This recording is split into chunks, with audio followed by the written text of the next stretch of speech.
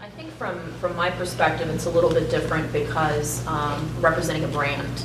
And so the number one thing that we think about when we're putting anything out, whether it's an update on the website, whether it's a radio script, whether it's a national press release, is really brand voice. And we want to make sure that that's consistent across every medium.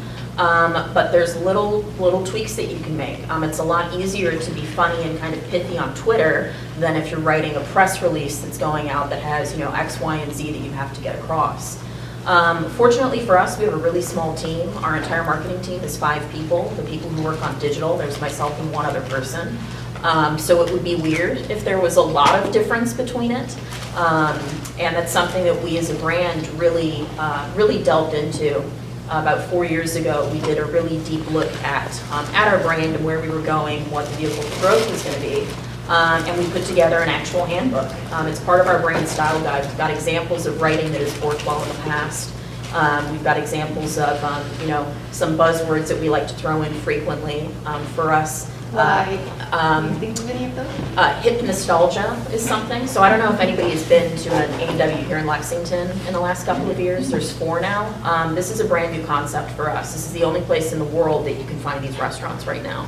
And so when we were looking at these new restaurants that we were building, both in the menu and the architecture and every bit of design that went into that new project, we wanted to make sure that people knew that there was something new, but yet we're a brand that was founded in 1919, and we don't want to get too far away from our history. There is a lot of, so much equity in that nostalgia. You know, we're not Johnny Rockets or Cracker Barrel where we're manufacturing it. We've been around since 1919. That is a really long time, especially for a restaurant brand.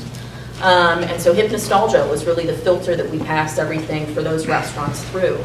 Whether it's paint color, what art's going to go on the walls, what our burger of the month is going to be, or what we're putting out on Facebook. All of it passes through that filter. So really for us, brand voice is a huge focus. And that's really the most difficult thing when we do bring new people in. Fortunately, we have very low turnover, so that doesn't happen very often, but I usually get an intern in the summer, and I find that so much more of my time goes to kind of teaching about the brand and making sure that they're thinking from the perspective that everybody else on the team is, so that the messaging is consistent. I would just say, well, actually, I'll answer your question with a question for the group. So what is, whether it's in print or online, what is the most read part of any news article? Anyone? Headline. The headline. So much of our attention focuses on the headline. Because the headline, if somebody posts one of our stories on their social media channels, like someone not in our newsroom, they're 9 times out of 10 going to be using the headline in some way. If they post a link to their Facebook page, what gets automatically pulled onto the post is the headline, right? And the short summary and hopefully a photo if we've done it right. So the headline gets a ton of our attention. And the keys for us there, and part, again, a part of the learning curve for the whole newsroom, is writing headlines that are going to grab your attention, that are going to be interesting, that have keywords in them. And that is driven by both social media and search. You know, Google, thinking about what we tell our folks is if someone is going to be looking for your story on Google, what are the words that they're likely going to be using? And so while it seems weird sometimes for like this puts us in an interesting spot for things like, well, Kentucky basketball, right?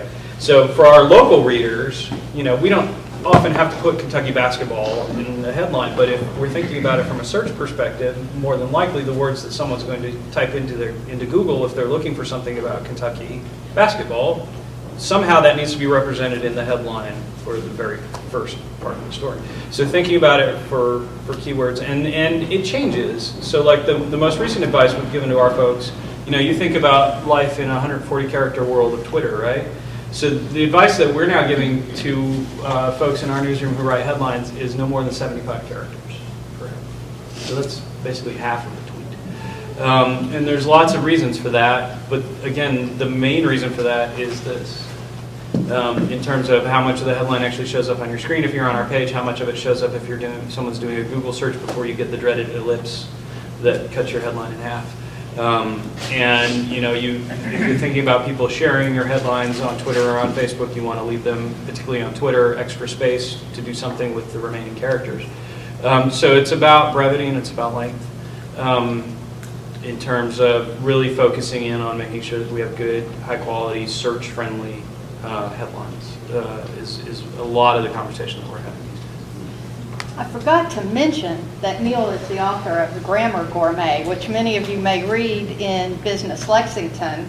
So a great person to talk about punctuation, grammar, and that kind of thing, and those standards. Yeah, well, it's interesting. I was just talking earlier with Jessica, our marketing person. I might toss this one to her in a second, but and you know, I have to struggle with that because that's where I come from the days where if you misspelled somebody's name in a story, it was an F if you were in school, or possibly fired, or at least reprimanded for any kind of mistakes.